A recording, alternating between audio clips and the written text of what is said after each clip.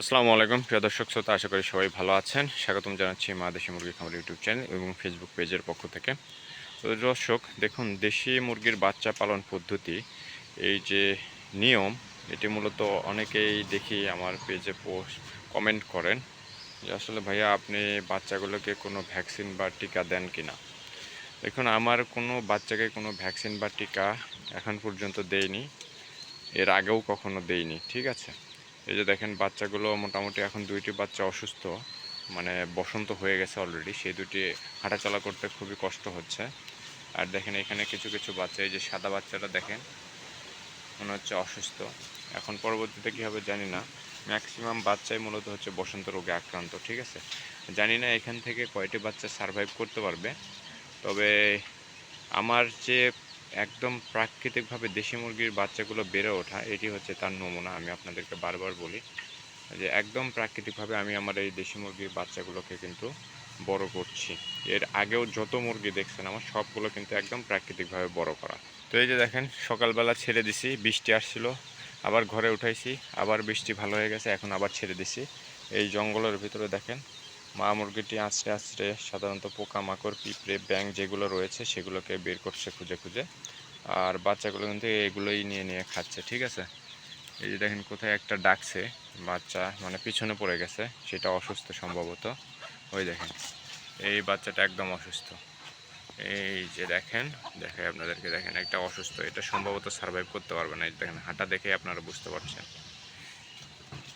তো এইভাবেই কিন্তু আসলে আমার দেশি মুরগিগুলো পালন করা একদম ন্যাচারাল বা প্রাকৃতিক পদ্ধতিতে। এখানে একটা বিষয় আপনাদেরকে বলে রাখি, যারা একদম প্রাকৃতিকভাবে দেশি মুরগি পালন করতে চান তাদের ক্ষেত্রে একটা পজিটিভ দিক আছে।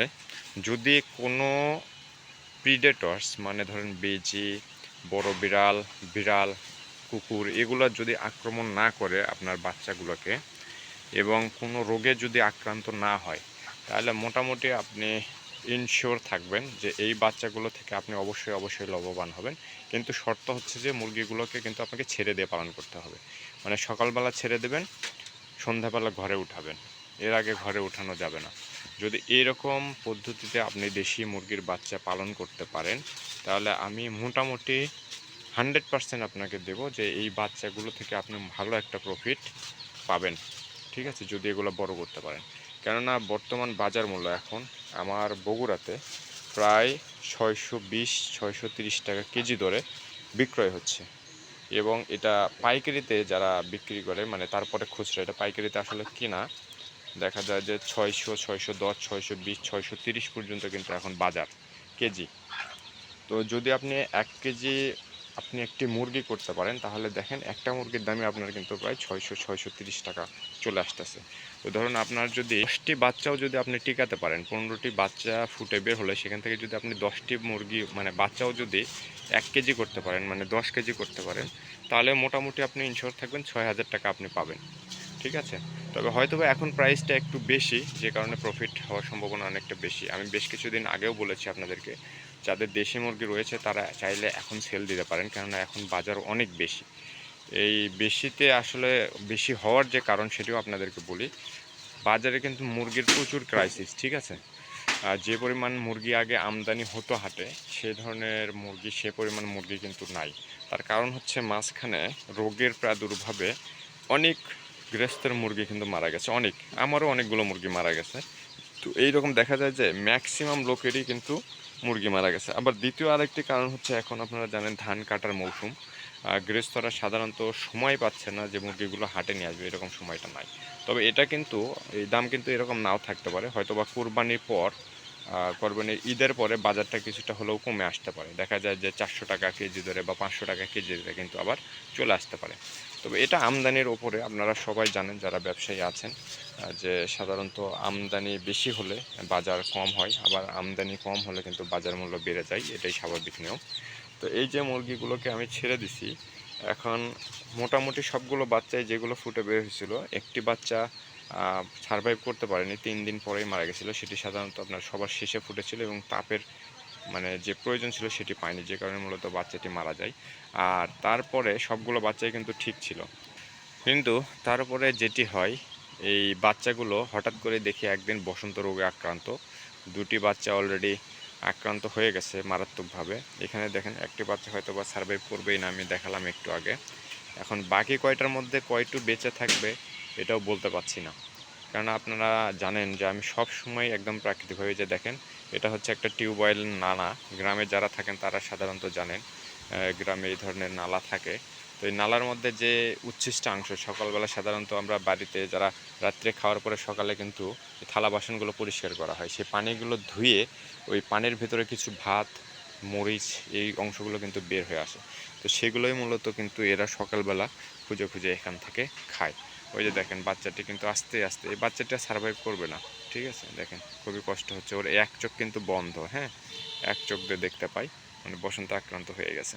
ওই যে দেখেন এরা কি খায়, দেশি মুরগি। এই আমি আপনাদেরকে বললাম প্রফিটের যে বিষয়টা বললাম, সেটা ছেড়ে দিয়ে পালন করলে প্রফিট আপনার 100% হবে। সেই ক্ষেত্রে কিন্তু এইরকম জায়গা থাকতে হবে, খাবারের পরিবেশ থাকতে হবে আপনার বাড়ির চারপাশে, মানে ঘাস থাকতে হবে, এই যে এরকম বড় বড় ঘাস থাকতে হবে, এরকম নালা, ডোবা বা এই ধরনের জায়গা থাকতে হবে যেখানে ওরা হচ্ছে খুঁজে খুঁজে খাবার খুঁজে বের করে খেতে পারবে। তাহলে হবে কি, আপনার খাবার দিতে হবে না। যেমন আমার 2টি বাচ্চা রয়েছে, আপনারা জানেন এর আগের, এই মুরগিটির আগে যে লাল মুরগিটি ছিল ওই মুরগিটি সাধারণত ডিম দিয়েছিল। সেখান থেকে যে কয়টি বাচ্চা পেয়েছিলাম তার মধ্যে 2টা বাচ্চা জীবিত আছে, মানে এখন বড় হয়ে গেছে মোটামুটি।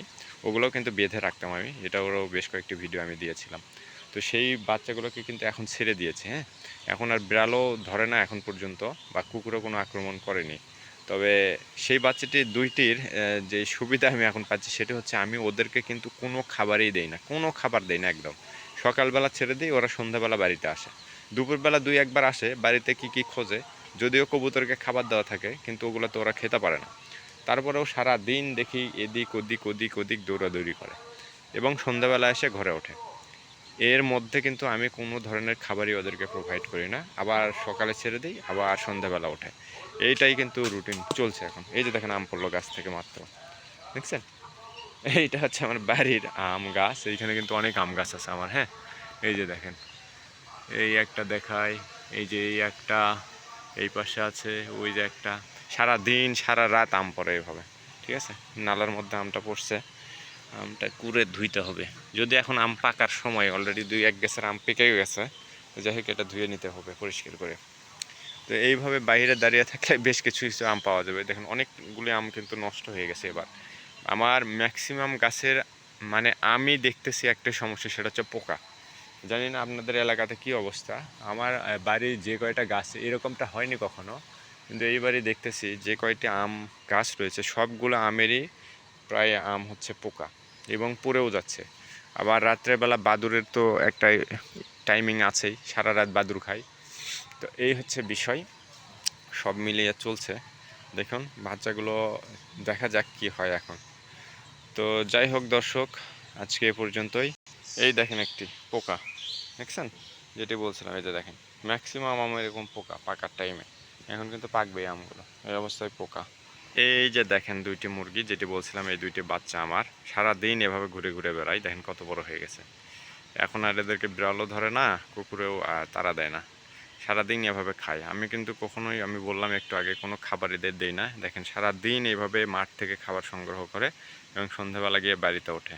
এই দেখেন এই 2টা কিন্তু একসাথেই থাকে এবং 2টাই কিন্তু মোরগ।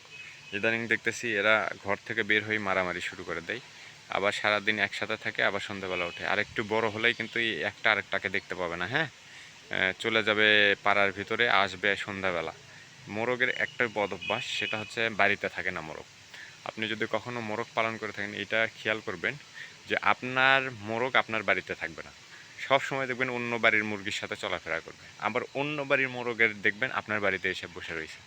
এটা হচ্ছে মোরগের একটা বৈশিষ্ট্য, মানে খুবই খারাপ এদের বৈশিষ্ট্যগুলো। তো যাই হোক দর্শক, সবাই ভালো থাকবেন, সুস্থ থাকবেন, আল্লাহ হাফেজ।